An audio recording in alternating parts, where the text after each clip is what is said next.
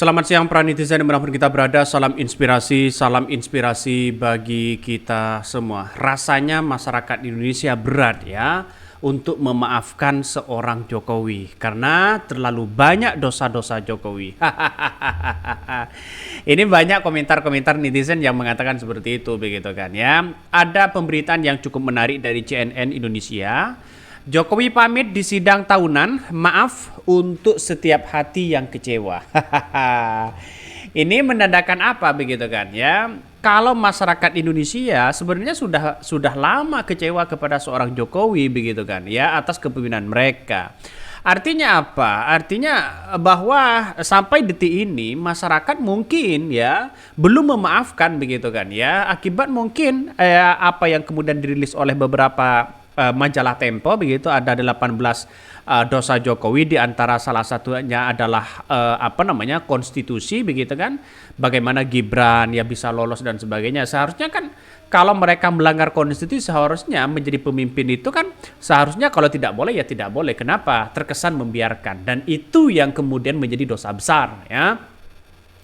Inilah yang kita lihat bahwa Jokowi ya ketika sidang tahunan mereka pamit dan minta maaf begitu kan ya untuk setiap hati yang kecewa. Saya kira banyak masyarakat Indonesia saat ini bagaimana harga-harga pokok mahal ya, ekonomi sekarang ini kita lihat saja ya sudah semakin anjlok ya, terus kemudian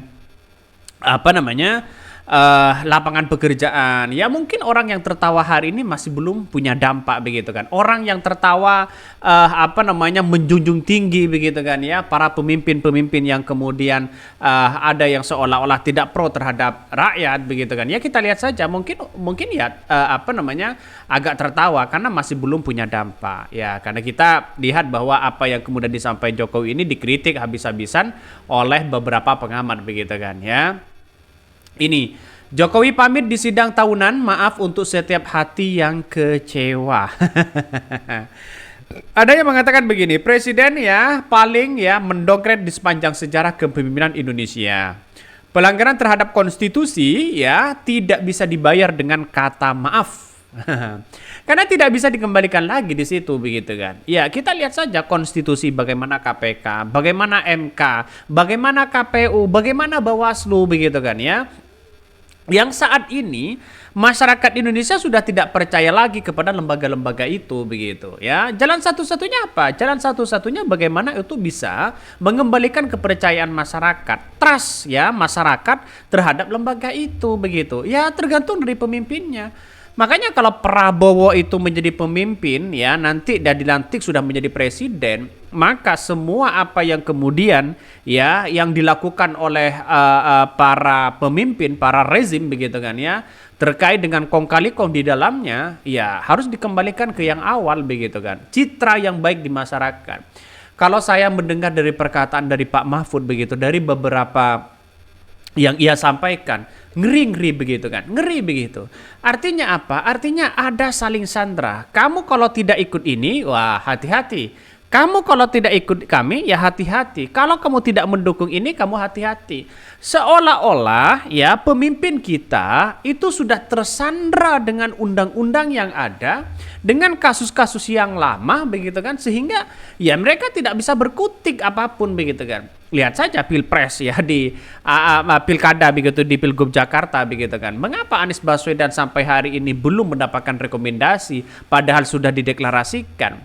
Ada di balik layar, ada di balik bawah meja begitu kan ya. Bagaimana barter di situ antara kepentingan dan dorongan dari rakyat.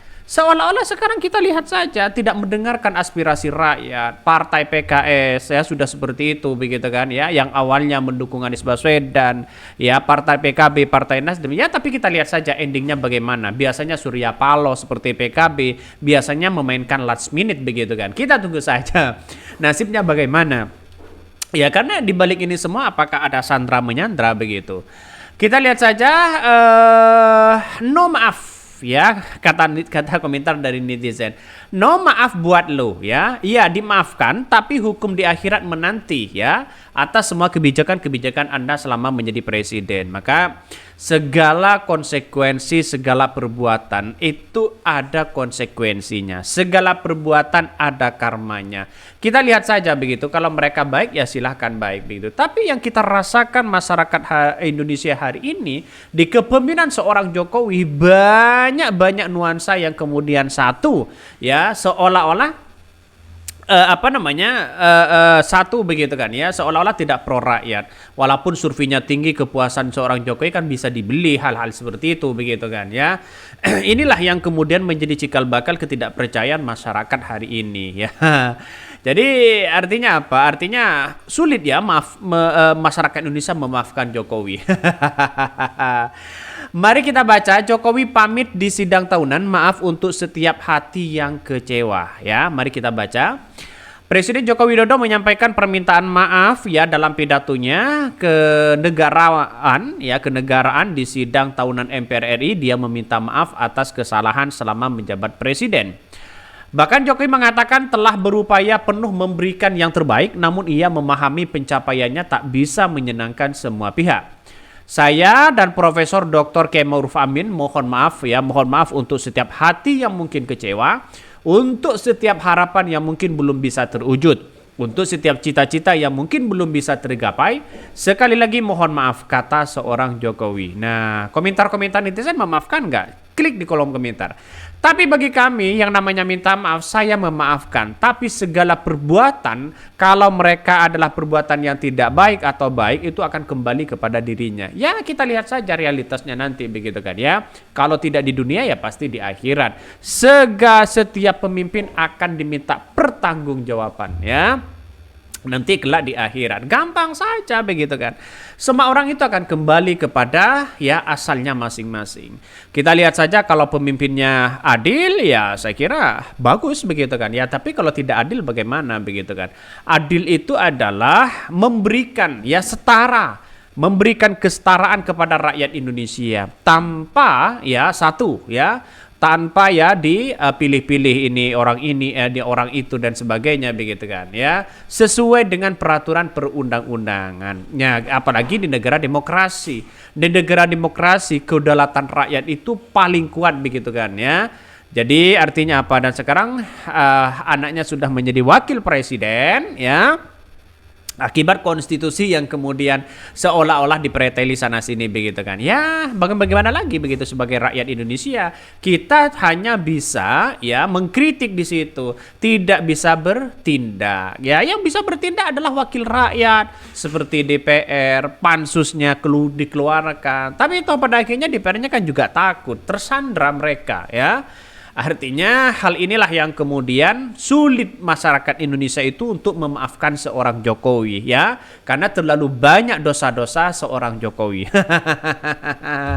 Wallahu a'lam, hanya Allah yang tahu begitu kan. Kepemimpinan siapapun tidak ada yang abadi begitu kan ya. Pasti nanti ya sewaktu-waktu ya ada masanya begitu kan ya. Setiap pemimpin ada masanya dan setiap masa ada pemimpinnya. Kita lihat saja pemimpin yang baik untuk masa depan bangsa kita. Kami pribadi ya di kemerdekaan 79 tahun ini begitu kan, saya berharap pemimpin-pemimpin yang baik ya, pemimpin ke depan memberikan kesetaraan, apalagi kemakmuran bagi bangsa dan rakyat Indonesia itu sendiri. Tapi kalau toh pada akhirnya seperti ini, memainkan hal itu kepentingan-kepentingan ya yang dimainkan, saya kira kapan memaju bangsa kita. Mungkin itu yang kami sampaikan. Tonton terus channel Fadari Podcast Rakyat ini. Jangan lupa di subscribe.